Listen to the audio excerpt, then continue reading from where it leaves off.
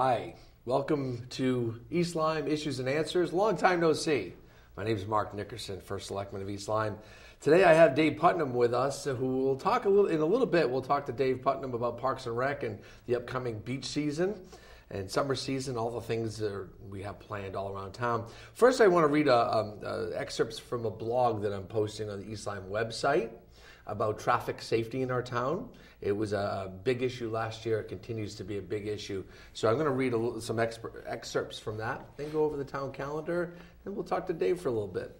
So there's a serious issue plaguing East Lyme that threatens the quality of life in our town. While some of this negative force comes from visitors to our town or people passing through, most of this problem comes from within. And this problem requires our immediate attention.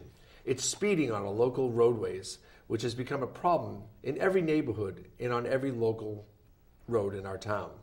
Weekly, I receive phone calls. Almost every week, I receive phone calls from concerned citizens about the increased speed of drivers on their roads. The local roads that we're all too familiar driving or have become hazard, in fact, extreme hazard, for those in other cars, people trying to pull out of their driveways or side roads. And of course, they're the walkers, the joggers, the dog walkers, and not to mention the children that are playing close by sometimes. It's simply not safe to travel 10, 15, or 20 miles over the speed limit.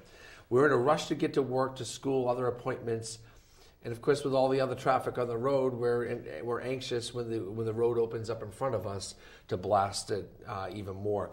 We need to do more than just share the road. We all need to slow down and realize that when we speed excessively throughout the town, we're taking away the quiet enjoyment of others.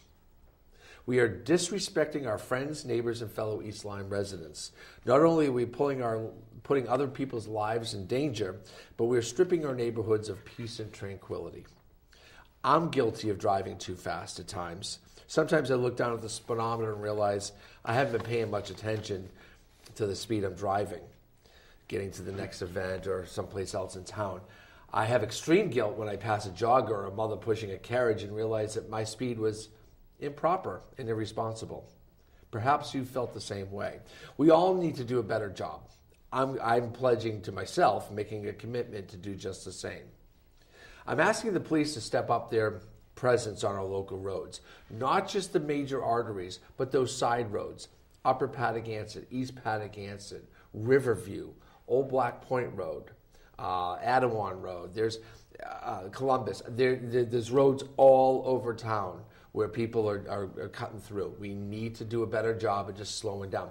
I used to do a lot of skiing with my family. We'd go up to Vermont, and those Vermonters would pull out in front of you, and they would maintain the speed limit, and they would teach us Flatlanders a thing or two about driving on their roads. We need to do the same, because there's a lot of people that visit our town and want to get to our events, get to our beaches, get to our state parks. We need to maintain the road. So what can you do to make East Lyme a better place? Slow down. Establish a slower prevailing speed. Tell others to do the same. Make sure your kids are doing it. Make this a topic of conversation. Feel free to share this conversation with others. Feel free to go on East Lyme, eltownhall.com. Look for the First Selectman blog. Take that and share it. Share it with your friends and neighbors. Be sure to tell young drivers that they need to slow down. They probably don't read my blogs. Watch for pedestrians and crosswalks, especially downtown. We have a major problem downtown that we have a lot of pedestrian traffic. We have some crosswalks down there, but it's tough to see with the parked cars on the side. And at night, our new street lamps do a great job of setting an ambiance down there, but don't do a great job of lighting up the street so the people are seen by drivers. Please, everyone slow down, especially down our Pennsylvania Ave and on our main street. Very, very important. And come to complete stops. Don't run the signs. If you're a walker, jogger, biker, please wear bright clothing and walk, run, or ride on the correct side of the road.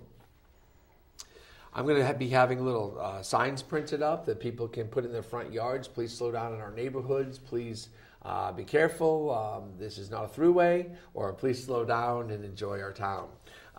Those things are happening. Again, read my blog for sharing purposes. We have a lot going on in town, and I do want to get to a few things. You know, the middle school graduation's coming up on the 9th. Right after that, the high school graduation on the 10th of June. I don't think anyone in town can remember the graduation being so early. But that's kind of cool. There's going to be a First Selectman community forum on opiates in our region, in our community, on our streets. And we're asking people to come on now. This will be at the East Lyme High School Auditorium on June 6th at 7 o'clock. High School Auditorium, June 6th, 7 o'clock. Please come out. We have people from various walks of life. A doctor from L&M, a representative from Community Speaks Out, which is a resource group that can help you find help if you need it, as well as CRAC, who are the folks that, they do the survey in our high school and follow the trends in our region about what's going on the streets. We'll also have some first responders there who are almost weekly going out and saving lives with Narcan, which is the opioid. It reacts, it nullifies the effects of opioids in your system, and they have saved dozens of lives in the last 12 months. They'll be there to discuss what they're finding is trends on the streets. It's an important topic. It's not one we want to hide, bury our heads in the sand and hide from. We want to keep it up front. I applaud the New London Day, the Day newspaper. They've been doing a great job of putting articles right on the front page, reminding people that this is a serious problem, and I'd like you to come on out and learn about it. It might be you, it might not be you. It might be someone in your family who might just have upcoming surgery coming, and all of a sudden they're on painkillers, and the slipping away is sometimes very sudden. So do consider that, especially if you have children in the house. It's a sad statement, but this year's DARE graduates will be next year's. Some of these folks might not make it into their early mid-20s without getting into some trouble, if you will. And almost 30,000 people a year die from opiate addictions and painkillers in this country. We need to do a better job of having that conversation and not hiding from it. So lots of good things coming up. This is and that's June 6th. June 6th at the high school auditorium, 7 o'clock. Lots of good things coming up. I'm going to switch gears now. 180 degrees. Dave Putnam's here. He's our able Parks and Rec director. Welcome, Dave. Thank you for having me. Nice to see you. This is, I called you about 20 minutes ago and said, hey, you want to get on TV today? Listen, you're the busiest guy in town when it comes to the warm months, Memorial Day to Labor Day, and the shoulder seasons on either side of those holidays. What's going on? We got a lot of good stuff going on as far as the parks are starting to ramp up with our beaches and picnic areas and those types of things. And our beach pass sales have been through the roof here so far.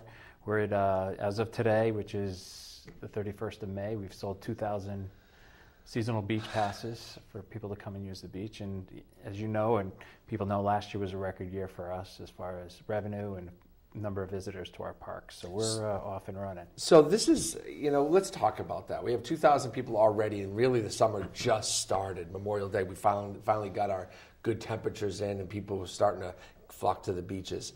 We don't have 2,000 parking spaces down there sitting in McCook. So what is a beach park? What should people know?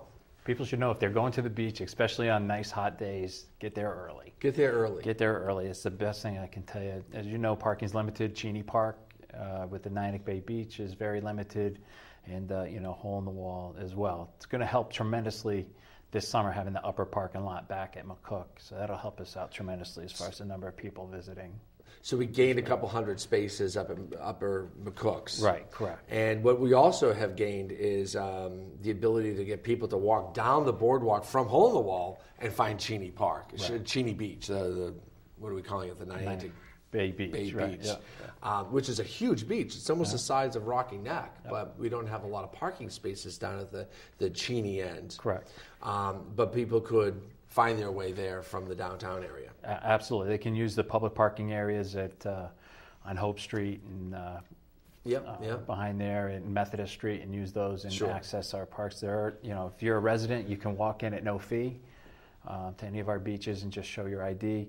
A non-resident, there is a fee for walking into our beaches. Right. It's important. We don't want people to park along Main Street, Hope Street, or in the lots that are, for our retail spaces, because we want to keep our retail spaces alive and well as well. So use the municipal lots. We can also use that gas station at the end of Penn Ave until that's developed. There's spaces there. It's kind of far. It's right in the middle of the two entrances. But if you're going for a walk anyway, that's a good place to start.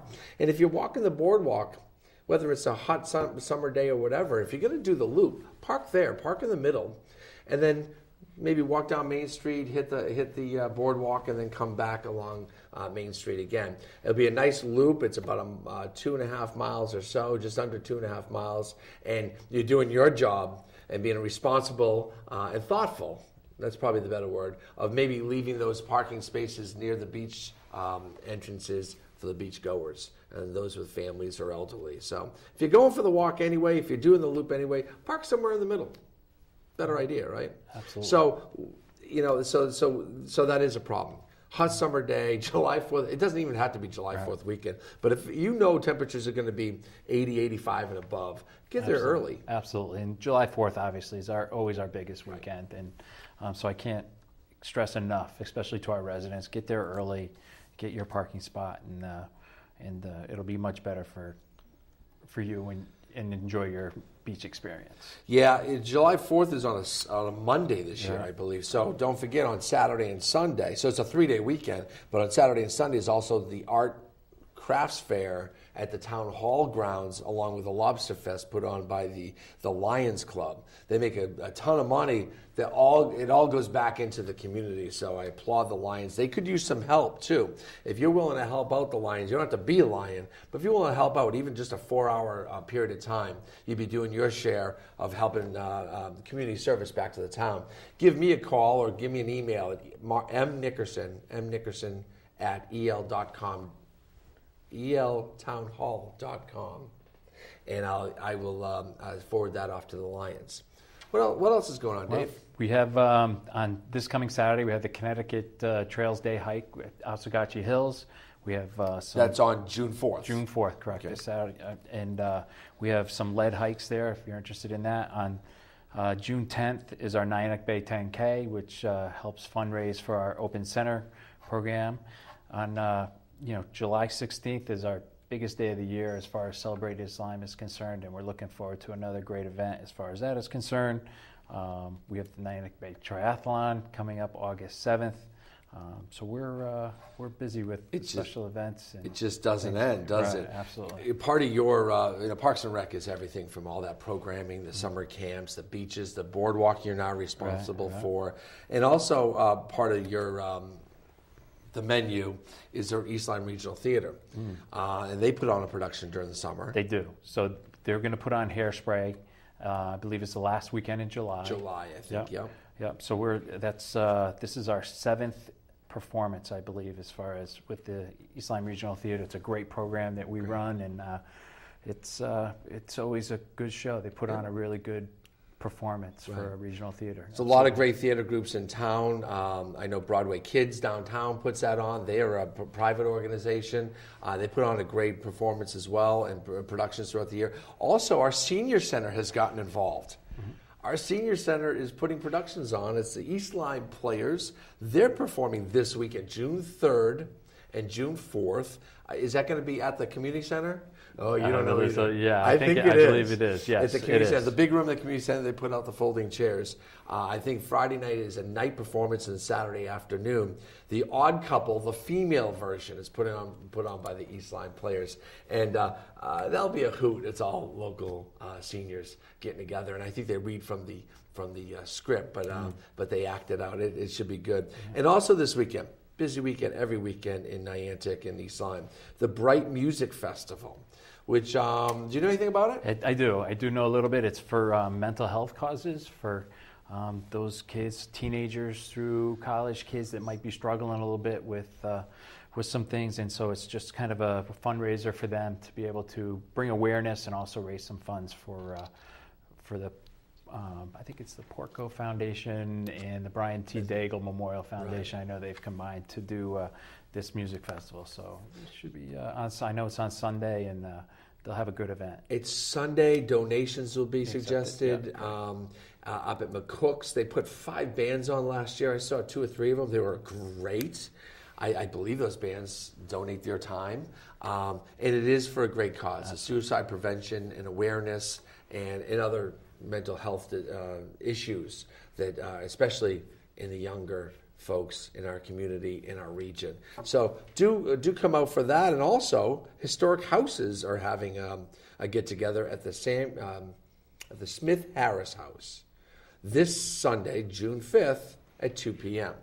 So I know this show gets played over and over again, and sometimes it's played after we give all these dates. I've heard that criticism. So we'll try to move on a little bit. There's some things late in the summer that we'll be doing too. So celebrate East Lyme, July 16th. It's a big deal. It always is a big deal, and will continue to be. It's always, most times it's good weather. Right. We've been lucky over the last 10 years or so. Been very lucky with the weather. Very lucky. The farmers market's starting up in a couple of weeks. Summer music will kick in August. You put that on. We do on Wednesdays. No, that's through Park and Rec. And Mike, okay. And Mike McDowell does that through our office, and those will be on Wednesday nights right after Celebrate East Lyme, right through until September. And then once September picks up, we do Friday night movies at the park, which has been last year was really popular, and we're going to co-sponsor that with the East Lyme Library, and so try to bring some more awareness to that. That's a good idea. Yeah, absolutely. You always have stuff going on. Yeah, so beaches. Here's get there early, or don't expect a space to be reserved for you. We'll sell thousands of beach passes, annual beach passes, to residents. Right. And then, of course, there's the day passes. Right. And maybe we should take 3 minutes and talk about how our beaches have to remain public. Right. So there was a decision probably 15 years ago, the Greenwich decision, where we have to provide the same access to our parks for residents as non-residents. So with that, we have to provide that access, but we can charge an additional fee for our non-residents, and we do that. So our seasonal pass fees right now for a resident are $35, and then $25 for each vehicle after that. For seniors, it's $15, and then for non-residents for the season, it's $100. And then we also sell day passes, and the day passes for the residents are at $15, and for non-residents, it's $25, and then it's $30 on the weekend. So we do have to provide that same access, but we do charge additional fees for non-residents. $30 for the weekend. Let's talk about this, because I get a call every Monday morning during the summer. How much is Rocky Neck? Rocky Neck, I believe it's $22. It's $22. I think they got rid of their tax thing. Right. Holy cow, what a mess that was. $22, we're charging $30. Okay, and we have to keep it close. We can't just blow it out, because there's a ruling on that too within that Supreme Court decision that we can't charge an unfair amount. We can charge a little bit more. So we're charging $30. We are charging more, and of course we know that Rocky Neck is a very popular beach throughout the region, and people come down to it, and we know on a very, very hot day it sells out, and then the local parking lots also get filled up around Rocky Neck. So they do come to our town beaches, folks from out of town.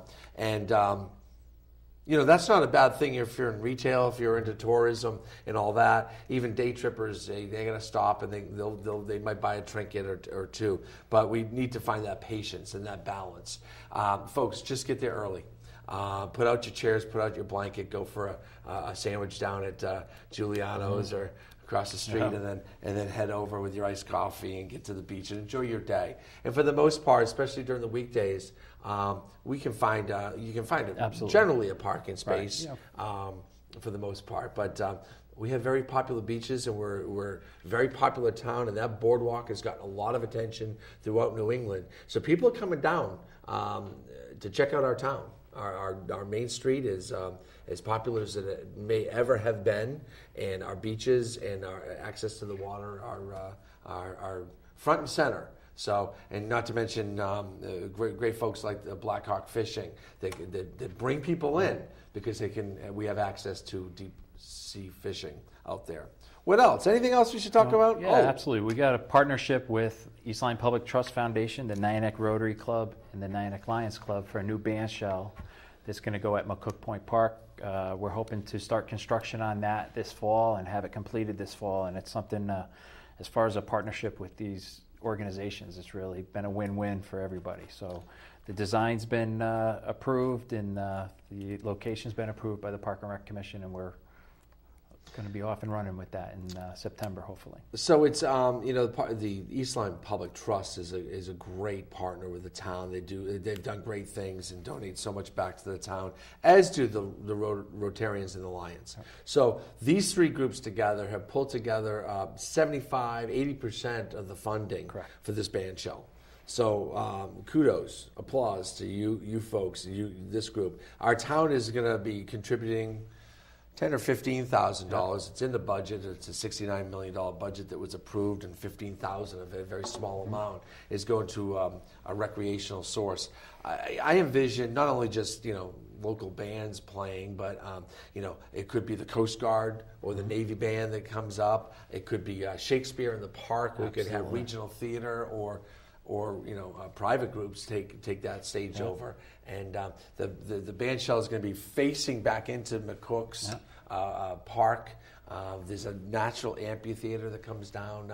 It's going to be spectacular, and it's the next perfect step going forward. So congratulations to you for pulling this all together. Well, it wouldn't be possible without those three organizations, and yet they're really they give a lot back to the community. It's really nice to see. Really You're just days away from becoming the Rotary president, are you? Yes, I'm just realizing I'm talking to a president. I'm just a first selectman. So the president of Rotary as well next year. Yeah, I got a lot on my plate for next year, but it's a great organization, and they've given a lot to the community, and I think it's time for me to give back to that organization as well. So they've been really good to us, and look forward to continue that relationship for a long time. So. No matter where I go, people give shout outs to the Parks and Rec group. You have a great crew. I have a tremendous staff, and I'm glad you brought that up because I'd be remiss if I didn't mention them. I have Ed Ball, my park foreman, and our park maintainers, Mike Rack, Jason Alves, and Will Stewart, that do a great job on our fields, and our seasonal guys. And then in the office, we have Carol Rossiter, Mike McDowell, Arlene Wilbur, and Robin Grandieri that do awesome work for us and make me look good a lot of the time. So let's talk about Mr. Personality too, John Lake down at. He's my ambassador down there. The ambassador down at the beaches. If you don't know John, that means you're not going to the beach enough. So get down there. Just great people that watch out and watch the faces and watch for your safety and know the people, but also are our ambassador. It's a great way of, they welcome people in, and they're not afraid to say hello to people. Absolutely, and Rob Swan is my park supervisor as well.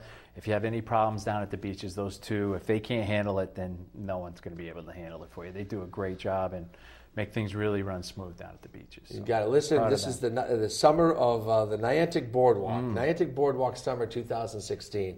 Use that with a hashtag on everything you do, or Niantic, Fantastic Niantic, hashtag Fantastic Niantic, and see if we can get something buzzing on that. Dave's in charge of everything you see. Everything you see in town that is recreational.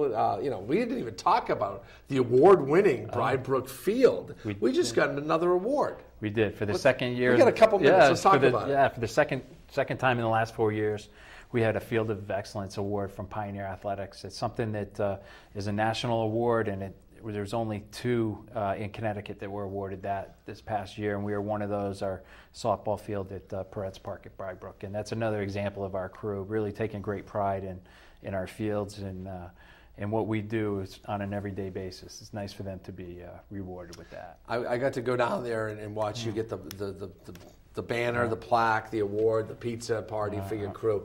There's a lot of pride. There's a lot of pride, and that's true for every department with nearly everybody that works for the town. They don't show up to work, they show up to serve. And I see that all over, and I get that feedback a lot, and it's good to be able to pat people on the back and say, job well done.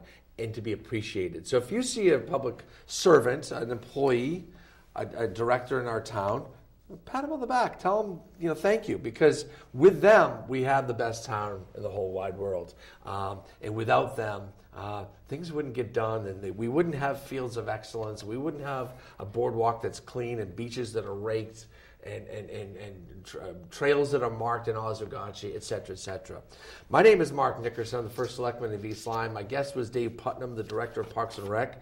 I appreciate you tuning in. Go on to the First Selectman blog on East Lyme Town Hall website, and check out my blog on speeding. We want everyone to slow down in town and mind the pedestrians in the crosswalks. Until next time, we'll see you on East Lyme Issues and Answers.